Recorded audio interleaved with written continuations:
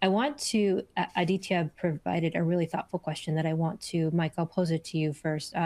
How do you scale the quality organization supporting manufacturing, and how do you avoid organizational bloating? It's a good question. That's a great question.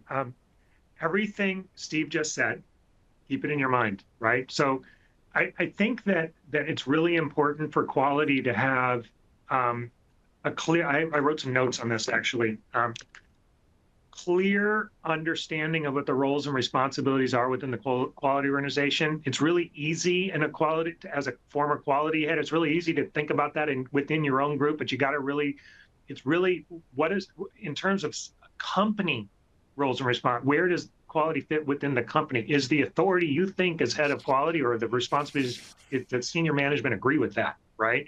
So once you have those policies in place and where quality sits in an organization is solid, then we could look at what capabilities quality is responsible for. What are the service level agreements within each of those interactions? So how long do we expect to take? What does the product need? And then link that with your clear mission and really look at everything that impacts your cycle times, and then you build the organization. The problem with cell therapy, for example, I'm using cell therapy as an example because the big issue with bloating and quality in cell therapy is patient scheduling. Now remember, with cell therapy, we're going to talk about this later, you have patient schedule, because the vein to vein process, or knee to knee, if it's a knee replacement, which I'm working on. The factory includes the patient journey, so you have to accommodate their scheduling. So your equipment utilization of your plant is not going to be 95%. It's going to be more like 50 to 60%. So what does that mean for the quality organization? Well, on the one hand, you may have people sitting around doing nothing, right? Because you're waiting for, you have this extra capacity, but we don't want that extra capacity because that's called bloat, right? So you really have to look at, there's no clear answer to that. You really have to look at capabilities, policy, roles and responsibilities, and throughput, and really be dogged in how you surveil that, and then have your hiring plan match the capability. I remember one time I was asked to, we had to support like 30 patients a month in this one facility. But my capability and quality was only 14 patients a month.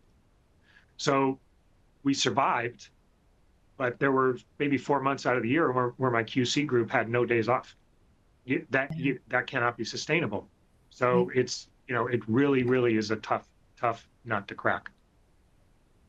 Yeah, absolutely. Thank you for that thoughtful response to Aditya's question. And please keep the questions coming. We'll gladly get to them throughout our time. Mike, you alluded to this, I think, in your response to Aditya's question. When we're talking about the differences between, cell-based manufacturing and gene-based manufacturing. And so how do cost pressures show up differently for both of those two things? And how does that shape outsourcing decisions when we're talking cell and gene? Yeah, absolutely impacts it. And it's because gene therapy processes typically are traditional, closed, less invasive batch processes, like you'd see with any other, like, a enzyme process or monoclonal antibody process. These are batch processes. Cell therapy processes are, some say, less mature, but they're more open. They're vulnerable to a whole host of operational considerations. On the other hand, gene therapies, they have problems with or technical problems with yield and things like that. So the cost pressure for cell therapy comes from labor intensity, open operations, and batch failure risks, operational problem. Gene therapy cost pressure comes from plasmid costs, upstream yields, and analytics. It's a technical problem, right? So cell therapy companies are incentivized to outsource to partners who can industrialize and automate. Well, the incentive for gene therapy companies is to engage with a partner who can apply technical expertise to help you optimize yields and analytics, right? So the levers are very different. The cost pressures are very real, but they're just different. Yeah, absolutely. And that was probably one of the although every talking point we're discussing today is very valuable, and I'm looking forward to it. But I think that was my most important question that I was looking One forward to other getting from point today. is, with the cell therapy, we talked about the equipment utilization, right?